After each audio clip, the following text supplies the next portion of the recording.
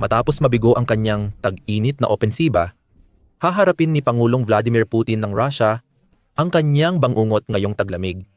Dahil sa sunod-sunod na eksaktong plano ng Ukraine, nawasak ang huling pag-asa ng Russia na mapanatili ang kanilang digmaan at pinakamahalagang yaman. Malawakang naiulat ang kakulangan ng gasolina sa buong bansa. Tumataas ang presyo at may ilang istasyon na nagtakda ng limitadong dami ng gasolina na pwedeng bilhin kada customer. Mas ramdam ng mga Ruso ang epekto ng digmaan sa araw-araw nilang buhay. Hindi na kayang panatilihin ang sitwasyon at mahihirapan si Putin makalusot dito sa salita lang. Nagkakaiba-iba ang mga ulat tungkol sa lawak ng mga kakulangan at welga depende sa pinagmulan. Ngunit malinaw ang pangkalahatang takbo ng mga ito. At lahat ng ito ay dahil sa kahangahangang pangmatagalang estratehiya ng Ukraine na binubuo ng pagtukoy sa pinakamahalagang target na may mataas na halaga, kapwa sa mga sinakop na teritoryo at sa loob mismo ng Russia, at tinatarget ang mga ito ng may eksperto at eksaktong paraan. Habang abala ang Russia sa pambobomba ng mga ospital at pagpapadala ng napakaraming drone papunta sa Kyiv at iba pang mga bayan at lungsod sa buong Ukraine, gumamit naman ang mga puwersang Ukrainian ng isang ganap na magkaibang taktika. Hindi sila interesadong saktan ang mga sibilyang Ruso o wasakin ang mga tirahan. Ang target nila ay ang Kremlin, kung saan ito masakit. Tinarget nila ang pinakamahalagang infrastruktura para mapanatiling gumagana ang makinarya ng digmaan ng bansa. Ano ang kailangan ng makina para gumana? Gasolina. Kaya madalas lumalabas ang ulat tungkol sa mga drone o misil ng Ukranya na tumatama sa oil refinery, imbakan ng gasolina, pipeline, at depot ng Rusya. Sa mga nagdaang buwan, sumabog na sa iba't ibang panig ng Rusya, kabilang ang malalayong lugar mula sa hangganan ng Ukranya. Naranasan na ng Volgorod, Saratov, Ryazan, at Krasnodar ang lakas at galit ng mga drone ng Ukranya. Milyon-milyong toneladang langis ang nagliyab agad at bumaba ang supply ng gasolina ng Kremlin. At kahit na ipinagbabawal sa mga Ruso ang magbahagi ng mga larawan o video ng mga pag-atake ng drone online, nagsimula pa rin kumalat ang mga video sa mga Telegram channel at iba pang social media network na nagpapakita ng mga sunog, pagsabog at makakapal na ulap ng usok na bumabalot sa kalangitan sa itaas ng mga refinery na ito. Hindi agad nararamdaman ang epekto dahil isa ang Russia sa pinakamalalaking tagagawa ng langis sa mundo. Kayang gumawa ng bansang ito ng higit 11 milyong bariles ng langis kada araw sa pinakamataas na kapasidad. Kaya kahit may isang nasirang refinery dito at doon, hindi ito sapat para magkaroon ng agarang epekto. Matagal nang ginagamit ng Russia at ni Vladimir Putin ang industriya ng langis para ipakita ang kapangyarihan at impluwensya nila sa mundo. Ang industriya rin ang, sa iba't ibang paraan, nagpondo sa digmaan sa Ukraine. Kahit nagpatupad ng mga parusa ang mga bansang kanluranin sa Russia at binawasan ang kanilang pamumuhunan sa enerhiyang Ruso, nagsimula lang ang Kremlin na ibenta ang kanilang langis at iba pang yaman sa ibang mga bansa tulad ng India at China. Umaasa ang Russia sa mga Asianong mamumuhunan na ito para suportahan ang kanilang ekonomiya at payagan silang patuloy na gumastos ng napakalaking halaga para sa digmaan. Habang lumilipas ang panahon at mas maraming target sa gasolina ang tinatamaan ng Ukraine, nagsimulang makita ang mga bitak sa dating matatag na industriya ng langis ng Russia. Noong Hulyo, ipinagbawal ng Russia ang pag-export ng gasolina ng mga tagagawa ng langis. Noong panahong iyon, sinabi ng mga opisyal na ito ay dahil lamang sa mataas na demand na kaugnay ng paglalakbay tuwing tag-init at pag-aani ng butil. Pero naniniwala ang maraming analyst na may direktang kaugnayan ito sa lalong dumadalas na pag-atake ng Ukraine sa mga oil refinery. Makalipas ang kaunti, nagsimulang lumabas ang mga ulat ng pagkaantala at aberya. May mga kwento ng mga pila na ilang milya ang haba ng mga motorista na nakapila para magpakarga ng gasolina sa kanilang mga sasakyan. Samantala, inamin na ng mga leader ng Russia sa sinakop na teritoryo ng Ukraine ang kakulangan sa supply ng gasolina. Halimbawa, si Yevgeny Belitsky, iniulat ng gobernador ng Zaporizhia na suportado ng Russia na nagdudulot ng pagkaantala ang mataas na demand, pagkukumpuni ng oil refinery, at banta ng pag-atake ng Ukraine. Sa Zaporizhia, lumalala ang kakulangan ng krudo dahil sa lohistika at banta ng pag-atake sa mga tren ng gasolina. Inamin ni Sergei Aksinov, pinuno ng Kremlin sa Crimea ang mga issue. Ayon sa kanya, maaaring tumagal ng 1 buwan o higit pa ang objetibong sitwasyon at magpapatuloy ang problema hanggat may digmaan. Ang mismong katotohanan na nagsasalita na ang mga opisyal tungkol sa isyung ito ay isang malaking bagay. Dahil karaniwan, ang mga opisyal ng Rusya ay nagsasabi ng anumang gustong ipasabi ng Kremlin at madalas na iniiwasan nilang aminin ng hayagan kapag may mga bagay na hindi maganda ang nangyayari. Tinukoy ito ng American non-profit na Institute for the Study of War sa kanilang pagsusuri sa opensiba ng Rusya noong Setyembre 11. Tinatanggap ng state media ng Rusya ang lumalalang kakulangan ng gasolina. Pero pinapaliit nila ang epekto ng opensiba ng Ukraine sa problemang ito. Ayon sa Russian Independent Fuel Union, isang samahan ng mga may-ari ng gasolinahan, sa isang panayam sa Russian state newspaper na Izvestia noong Setyembre 10, mahigit 10 federal na rehiyon ng Rusya ang nakararanas ng kakulangan sa gasolina, kasama ang Ryazan, Nizhny Novgorod, Saratov, Rostov Oblast, mga malalayong rehiyon sa silangan, sinakop na Crimea, at sentrong rehiyon tulad ng Nizhny Novgorod Oblast. Umaabot na ang kakulangan ng gasolina. Ayon kay Dmitry Tortev ng Russian State Duma Anti-Monopoly Committee Expert Council sa Izvestia, laganap na ang lokal ng kakakulangan ng gasolina sa Rusya. Unyon ng malayang gasolina ng Rusya. Ayon sa mga kinatawan, maraming gasolinahan ang hindi nakatanggap ng supply mula sa refinery ng ilang linggo, kaya napilitan ang ilan na magsara. Habang mas pinipili ng mga opisyal ng Rusya na isisi ang mga problema sa gasolina sa mga bagay tulad ng turismo at sektor ng agrikultura, malinaw naman ang totoong dahilan. Malaking bahagi talaga ng sanhi ng mga kakulangan na ito ang mga pag-atake ng drone at missile ng Ukraine. Ayon sa Institute for the Study of War, patuloy nilang tinataya na ang mga pag-atake ng Ukraine sa infrastruktura ng enerhiya ay nakakaapekto sa merkado ng gasolina ng Rusya, nagpapalala ng kakulangan, nagtataas ng presyo, at posibleng magdulot ng implasyon at kawalang tatag sa ekonomiya ng Rusya. Kapansin-pansin, nahayagang tinatalakay ng state media ng Rusya ang kakulangan sa gasolina, na nagpapahiwatig na nararamdaman na ito ng mas maraming bahagi ng lipunang Ruso. Hindi ito krisis na agad mawawala o gaganda sa isang gabi. Sa katunayan, mabilis itong lumalala at ramdam ng mga tao sa buong Rusya ang epekto araw-araw. Kumakalat na ang kakulangan sa ibang rehiyon. Napipilitang magsara ang mga gasolinahan at mahirap nang makahanap ng ilang uri ng gasolina. Tulad ng nabanggit ng open source intelligence analyst na si Visioner sa X, kinakaharap ng Rusya ang matinding krisis sa gasolina matapos ang mga pag-atake ng unmanned aerial vehicle ng Ukraine sa mga refinery. Ang kakulangan ng gasolina ay kumalat na sa mahigit 20 rehiyon mula dating nakatalalang sa malayong silangan at Crimea.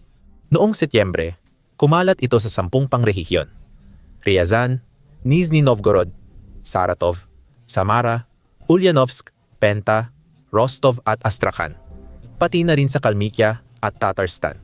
May ilang refinery na hindi nagsusupply ng 72 at 75 octane gasolina sa ilang linggo. At ang iba ay nagsara o hindi regular ang operasyon. Lumabas din ang mga ulat noong kalagitnaan ng Setyembre na ilang Ruso ay napilitang lumapit sa mga supplier sa black market at magbayad ng nakakagulat na presyo na umaabot sa $1. $9 kada galon para makuha ang gasolinang kailangan nila. May ilan ding piniling mag-imbak ng gasolina bago pa lalo tumaas ang presyo. Tandaan na sa Russia, karaniwan ang sahod ay $1, 1,000 at 200 kada buwan, at maraming mas mababa pa dito. Para sa marami, masyadong mataas ang presyo sa black market. Kahit ang opisyal na presyo ng gasolina sa gasolinahan ay hindi naabot kaya para sa karaniwang tao. Noong Setyembre 10 ayon sa estadistika ng Rusya, ang presyo ng gasolina ay 6,400 at 1 rubles bawat litro. Ayon sa ulat ng mamamahayag at dokumentaristang si Tim White, kahit ang opisyal na estadistika ng Rusya na inaayos para maging katanggap-tanggap, ay nagsisimula ng magpakita ng problema sa supply ng gasolina. Kasulukuyang presyo ng gasolina sa mga gasolinahan 6,400 at 1 rubles kada litro. Ang 26% na pagtaas sa isang buwan ay magiging mahigit 30% sa buong taon kung magtutuloy-tuloy. Ang totoong presyo ay 66 rubles kada litro o mga dolyar. 266 bawat galon. Ngayon, ayon sa mga larawang ibinahagi ng ex-account na si Jay, halos dumoble na ang bilang na iyon sa ilang rehiyon ng Kyiv. Hindi na makontrol ang krisis sa gasolina ng Kremlin. Dahil ang ilang istasyon na may natitirang gasolina ay naniningil na ng 400 at 52 dolyar bawat galon. Kalahati ng buwanang sahod ang kailangan para mapuno ang isang tangke. At hindi lang iyon. Sa mas maraming lungsod at rehiyon, kumakalat na ang mga problema at halatang walang ideya ang mga tagapamahala ng gasolinahan kung paano haharapin o ano ang dapat gawin. Marami ang gumamit ng iba't ibang estratehiya para kontrolin ang krisis. Ayon kay Special Kherson Kat, may ilan na nagpatupad ng limitasyon sa dami ng gasolinang pwedeng bilhin kada tao. Mabilis na kumakalat ang krisis sa gasolina sa mas maraming lungsod at rehiyon sa Rusya. Araw-araw, makakakita ka ng dos-dosenang ulat na lumalala ang krisis sa gasolina. Sa ilang gasolinahan, nililimitahan sa 10 lito bawat sasakyan ang gasolina o ibinibigay lang sa mga espesyal na sasakyan.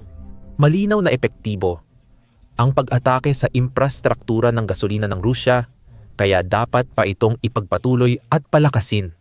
Samantala, ang ibang mga kadena ng gasolinahan ay nagsubok ng ibang mga taktika. Halimbawa, itinigil ng HTK ang pagbebenta ng 72 gasolina sa regular na customer at ibinenta na lang ito sa mga loyal fuel card holder. Patuloy na lumalala ang kakulangan ng gasolina sa Rusya. Sa Caucasia, itinigil ng HTK gasolinahan ang AE, 72 sa regular na customer. Fuel card lang ang pinapayagan. Sa Crimea, halos kalahati ng mga gasolinahan ay sarado. Samantala, ang malaking chain ng Lukoil ay nagpasya namang kanselahin ang fuel cards sa isang rehiyon at ipinagbawal ang pagbili ng gasolina gamit ang galon. Sa madaling salita, nagkaroon ng kaguluhan sa maraming bahagi ng Russia at mga sinakop na lugar tulad ng Crimea, ayon sa isang lokal na aktivista. Sa ilang bahagi ng Crimea, kritikal na ang sitwasyon. Maraming gasolinahan ang tuluyang nagsara. Sa mga bukas pang gasolinahan, wala ng gasolina, diesel at natural gas na lang ang meron. Dahil umpisa na ng taniman, nanganganib itong maantala. Nagpatupad ang mga lokal na awtoridad ng sistemang Ruso. Tanging mga sasakyan ng gobyerno lang ang pinapayagang magpakarga ng gasolina. Sa rehiyon ng Nizhny Novgorod, isa sa pinakamalalaking lungsod ng Rusya, hindi makasundo ng school bus ang mga bata dahil sa kakulangan ng gasolina sa mga istasyon. Patuloy na iginiit ng regional na awtoridad na walang malalaking problema. Kahit sa malayong silangan ng Rusya, na pinakamalayo sa labanan sa Ukraine, ramdam pa rin ang mga epekto. Si Alexei Maslov, isang regional na gobernador, ay tumugon sa alalahanin ng mga tao at nangakong may darating pang supply ng gasolina. Nauunawaan namin ang inyong mga alalahanin sa pila at hirap sa pagpapakarga ng gasolina. Walang totoong kakulangan ng gasolina sa Vanino. Ang pila sa gasolinahan ay dahil sa pagkukumpuni ng refinery at biglang taas ng demand. Sa mga susunod na araw, darating ang bagong batch ng gasolina na sasapat hanggang Oktubre 12. Hinimok ni Maslov ang mga tao na huwag mag-panic buying dahil lalala lang ang problema. Ang pag-iimbak ng gasolina ng mga motorista para sa hinaharap ang nagdulot ng artipisyal na kakulangan. Kapag naubos ang gasolina sa ilang gasolinahan, dinadala ang bagong batch at humahaba ang pila sa iba. Ang pinakamahalagang bagay na maaari nating gawin ngayon ay ang itigil ang panic buying. Malamang hindi pakinggan ng marami ang panawagan ni Maslov. Dahil sa tumitinding desperasyon at takot ng mga Ruso sa posibleng lalong kakulangan, malamang magpatuloy ang panic buying. Habang tumatagal, lalala ang krisis. Lalong magiging mapamngahas ang mga nagbebenta sa black market at itataas pa ang presyo para samantalahin ang desperadong tao. Sa matagal na panahon, malaking porsyento ng populasyon ng Rusya ang hindi talaga naramdaman ang epekto ng digmaan ng kanilang bansa laban sa Ukraine. Para sa iba, isa lang itong malayong labanan o espesyal na operasyong militar. Dapat ay mabilis lang itong maayos. at hindi makakaapekto sa kanilang sariling buhay sa anumang kapansin-pansing paraan. Pero habang tumatagal ang digmaan buwan-buwan, taon-taon, unti-unti ngunit tiyak na lumalapit ito sa kanilang tahanan at nararamdaman ng mga karaniwang Ruso ang epekto nito paunti-unti. Siyempre, hindi nila ito nararamdaman ng kasing tindi ng mga Ukranyano na nakita ang kanilang mga tahanan na winasak at ang kanilang mga bayan at lungsod na naging guho. Ngayon, nakikita at nararanasan na ng mga tao sa Rusya ang epekto ng agresyon ng Kremlin. At lahat ng nararanasan nila ay negatibo. Hindi gumanda ang buhay nila kahit papaano dahil sa pananakop sa Ukraine, lalo lang itong lumala. At hindi lang ito dahil sa krisis sa gas. Tumaas ng malaki ang presyo ng pagkain at iba pang pangunahing pangangailangan kamakailan. Lalong nararamdaman ng mga Ruso na sila ay napag-iiwanan at napuputol sa mundo. Kinokontrol ng gobyerno halos lahat ng aspeto ng buhay nila. Mula kalayaan sa pagsasalita hanggang sa mga website na pwede nilang ma-access sa telepono at computer. Hindi pa kasama rito ang dumaraming pamilyang Ruso na nagluluksa sa pagkawala ng mahal sa buhay sa walang saysay na digmaang ito, kung saan napakaraming asawa, kapatid na lalaki, ama, at anak na lalaki ang ipinadala sa Ukraine at hindi na nakabalik. Ginawa ng media ng Russia at ng mga opisyal ng gobyerno ang lahat ng kanilang makakaya para pagtakpan ang mga isyong ito. Tinatago nila ang katotohanan ng digmaan at nililin lang ang tao. Sinasabing maayos ang lahat. Hindi na nila maitago ito at pati mga nasyonalista ng Russia at military blogger ay nakikita na ang tunay na nangyayari. Tulad ng isiniwalat ng may akda ng kasaysayang militar na si Chris_O sa X. Marami sa mga blogger na ito ay nagsisimula ng magreklamo. Hindi na sila naniniwala sa mga opisyal na pahayag ng Kremlin o sa matatapang nitong deklarasyon na napabagsak nila ang bawat Ukrainian drone na pumapasok sa himpapawid ng Russia. Maraming lumalabag sa patakaran, nagpo-post ng larawan at video ng mga Ukrainian drone online at nagtatanong kung bakit madalas at epektibo ang mga pag-atake. Isang blog na pinamagatang 2 Major ang nanawagan na lumikha ng isang nagkakaisang ahensya para labanan ang mga Ukrainian drone. Nanawagan sa mga leader na magbigay ng tulong at kagamitan para mapabagsak ang mga ito. Ayon dito, wala pang napapanagot ngayon at kulang pa ang mga hakbang. Nanawagan kami sa ating mga iginagalang na kapitalista na isaalang-alang ang pangangailangan ng kaunting dagdag na tulong para sa hukbong Ruso kahit sa pagbibigay ng kagamitan sa mobile fire team na nagbabantay sa kalangitan ng mga oil refinery. May ilang mga blogger na gumawa ng sarili nilang mga teorya ng sabwatan tungkol sa kung paano at bakit nangyayari ang mga pag-ataking ito. May mga nagsasabing sinasadya ng ilang opisyal sa industriya ng gas ang pagpapasabog ng refinery para tumaas ang presyo ng gasolina. May nagmungkahi rin ng mas makatotohanang teorya na naubusan na ng surface-to-air missile ang Russia para pabagsakin ang mga drone ng Ukraine. At kung walang sapat na depensa, hindi talaga posible na mapigilan ang mga pag-ataking ito. Para sa Ukraine, ito ay bunga ng matagal at mahirap na kampanyang humihingi ng sipag, talino, tiyaga, at tamang pagkilos. Ayon sa analyst, epektibong winasak ng drone at missile strike ang isang kapat ng kapasidad ng Russia sa pagproseso ng langis. Ayon kay Igor Susko sa ex-Russia, kinumpirma ng Russian News na 25% ng kapasidad sa pagproseso ng langis ay hindi gumagana dahil sa mga pag-atake ng Ukraine. 27 sila idam pasibanagi esab 27,000 toneladang krudong langis araw-araw, wala nga lang mapaglagyan. 50% ng mga gasolinahan sa sinakop na Crimea ay nagsara na.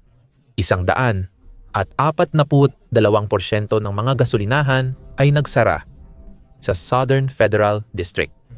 Bukod pa rito, kahit na malakas ang industriya ng enerhiya ng Russia, kulang sila sa kapasidad ng imbakan para sa kanilang sobrang krudong langis. Lumalala ang problemang ito dahil paulit-ulit tinatarget ng puwersa ng Ukraine ang mga tangke at imbakan ng langis. Kaya nababawasan ang mapaglalagyan ng langis ng Russia habang nagkukumpuni ito ng mga refinery, pipeline, at iba pang mahahalagang lugar.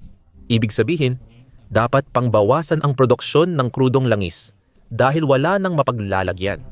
Sinimulan na ring tamaan ng Ukraine ang mga pasilidad ng natural gas na nagpapabigat pa sa sektor ng enerhiya ng Russia. Noong Setyembre 25 binuod ng punong komandante ng Ukraine, Oleksandr Syrsky, ang sitwasyon. Malaki ang nabawas sa kakayahan ng military-industrial complex ng kalaban. Nakikita natin ito sa larangan ng labanan. Isa itong krisis sa gasolina sa Rusya.